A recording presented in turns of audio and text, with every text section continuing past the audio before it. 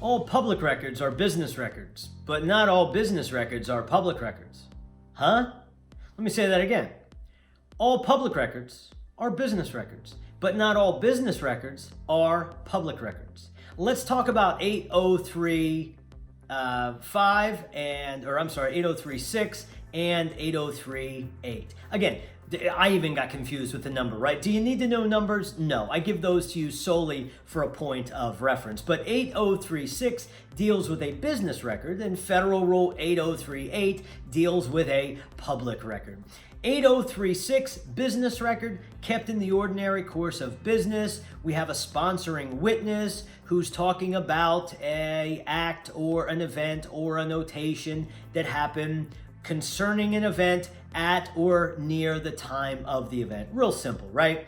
Think about this. When was the last time you were at the dentist? And you're like, man, I don't know. I think I was at the dentist like 3 months ago, but I can't remember exactly what month. Well, let's say it was, I don't know, October. What day of the week was it? Well, last semester, what day of the month was it? 20th, 15th, I don't know. It wasn't the 23rd, my birthday, but that's about all I know. What day of the week? Well, it was probably a Monday. Why? Because I didn't teach on Mondays, and I would like to have the appointment on a day I didn't teach, but I'd be speculating, right? What time was it? Well, it was definitely in the morning. Do you remember it? Well, no, but I like to get it out of the way. So I don't have any real memory of that. And if I don't have memory of it, you think the hygienist or the dentist who see me and 75 other people a day for the last 3 months do? Absolutely not. So a business record is something that if it's not put down immediately, it's gone, it's lost, right?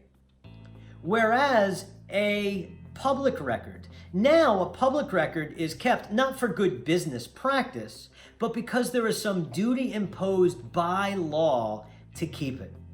So when you have a plane crash, right, the FAA has to come out and do an investigation.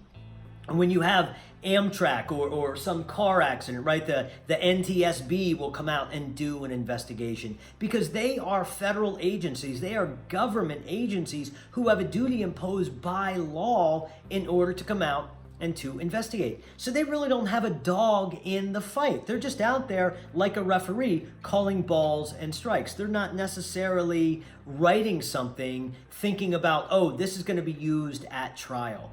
And I say that because oftentimes students will try to put in criminal cases police records in as public records. Are they a government agency? Well, police are an arm of the government, but a duty imposed by law, and you're like, yeah, don't they have to write reports? But think about this. Public records, if you put police reports in the category of public records, one, you'd be going the complete opposite of the rule because it specifically says not in criminal cases police reports. Why? Because public records, just like business records, should not be kept in anticipation of litigation. A police report, I'm Officer Jones. I'm writing up my police report. I arrested Joe Smith for burglary. What am I going to do? I'm going to absolutely make sure that I establish probable cause for Joe Smith's arrest. I am doing it because I'm going to later justify, probably at trial, some litigation, the fact that I arrested Joe Smith. So public records and police reports, they don't mix. Don't allow police reports in as public records. So I want you to be very careful. Public records, there's a duty imposed by law, but not in criminal cases, police reports. These are things where an agency has a duty to make them. So all public records are business records, right? Because that's their business. But not all business records are public records because your dentist doesn't have a duty imposed by law to keep records. It's rather a good business practice. So as long as they're not created in anticipation of litigation, then they're going to be admissible. Always think about the spirit behind a rule. Why was this exception carved out? What makes it inherently believable? Good business practice. This is just pro forma. That's what allows the business record in. And for the public record, there's a duty imposed by law. Keep these distinctions straight, and you'll get some points on any exam that you take.